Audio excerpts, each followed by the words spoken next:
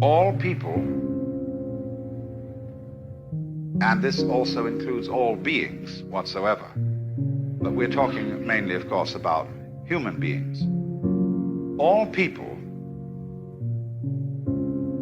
are manifestations, disguises of the total reality behind this cosmos.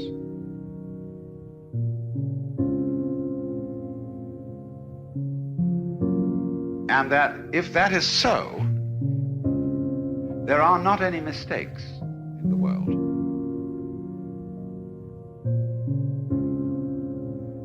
When you look at patterns on the foam of the breaking waves on the seashore, and you look at the outlines of mountains, the grain in wood, and the markings on marble, you notice that it never makes an aesthetic mistake.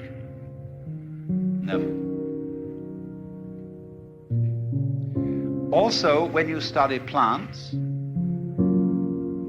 and you go into their relationships with each other and with insects, the fact that the so-called diseases of plants are the full life of some other kind of organism having a ball.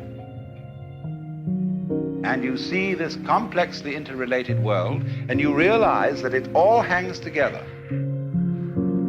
That everything outside the human world is a system of balances where you couldn't have really any form of life without the others going on too.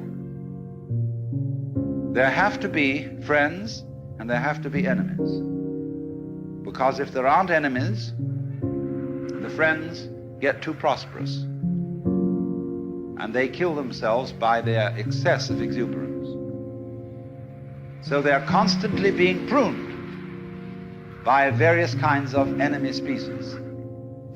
And what is, when you got down there and you suppose you identified yourself with a certain plant, you would thoroughly object to, if you were a lettuce, to the snails eating you up.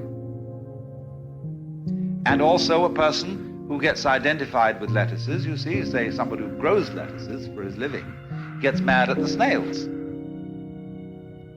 But actually,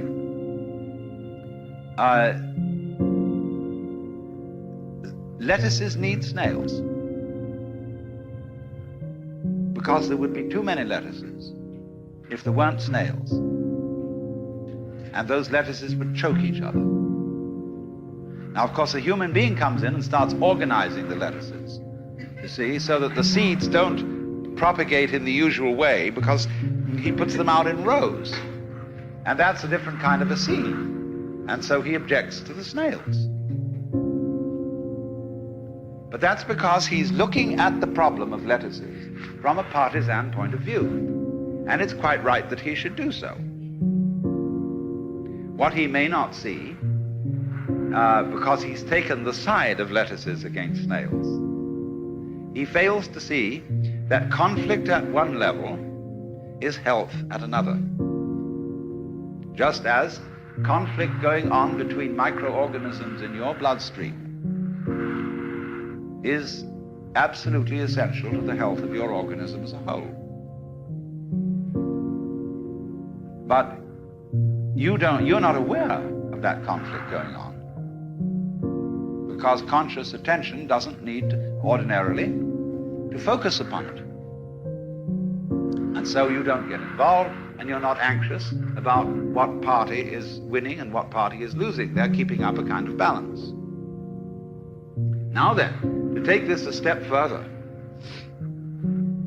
we are all amazingly involved in the process of being human and playing our game and taking our side. And therefore our victories and defeats, our sicknesses and our healths, are things we get mighty partisan about. And therefore we cannot see that human behavior is just like everything else. it never makes a mistake.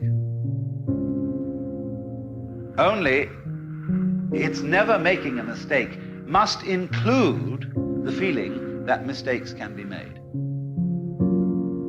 See, that's where this point of view would differ somewhat from the point of view of a Christian Scientist who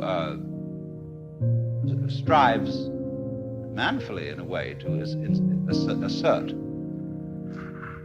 that evil is purely illusory, but doesn't quite grasp the point that the illusion of there being something evil is important and good too.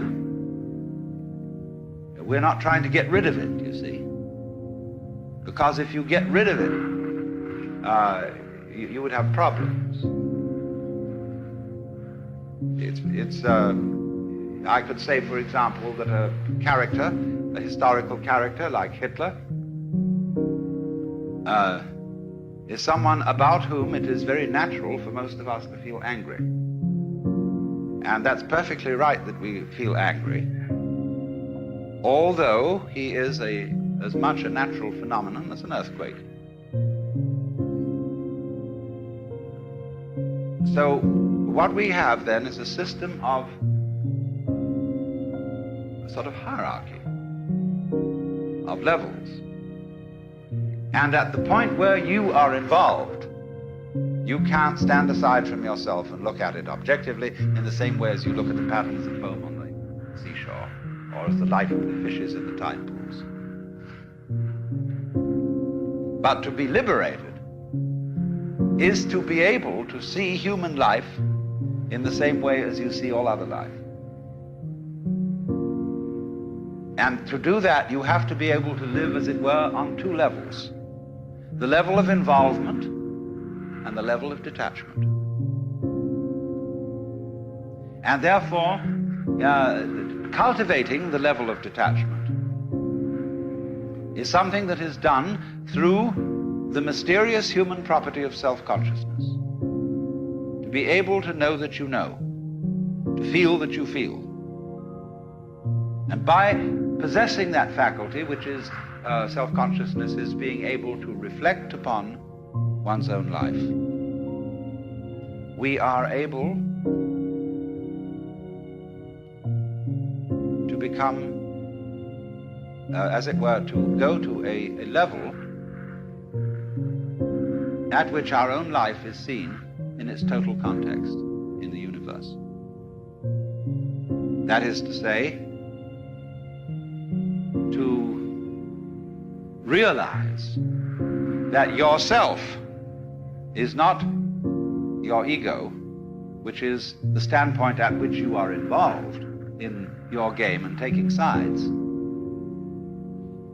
but yourself is the eternal, immeasurable reality that is what there is.